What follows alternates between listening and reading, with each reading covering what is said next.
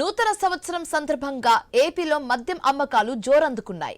నిన్న ఒక్కరోజే 200 కోట్ల లిక్కర్ విక్రయాలు జరిగాయి. 2024 నుంచి 25 ఏడాదికి గాను 1700 కోట్ల మద్యం బాటిల్స్ అమ్ముడుపోయాయి. ఇదే అంశానికి సంబంధించి మరింత తాజా సమాచారం మా కరెస్పాండెంట్ కాంతి ఫోన్ ద్వారా అందిస్తారు. కాంతి, శివని నిన్న ఏపీ వ్యాప్తంగా న్యూ ఇయర్ వేడుకల కోసం మద్యం అమ్మకాలు జోరందుకున్నాయని చెప్పుకోవాలి. మొత్తంగా రాష్ట్ర వ్యాప్తంగా మద్యం అమ్మకాల్లో భారీగా మద్యం అమ్మకాలు జరిగాయి.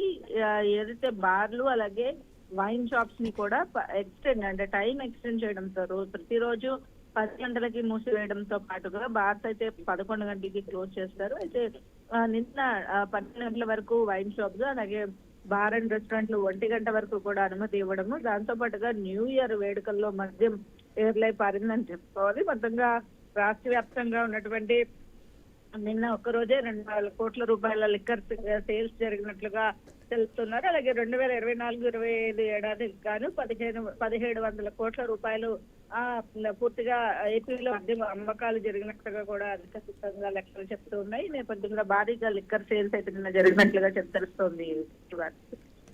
Right, thanks for the updates Kanthi.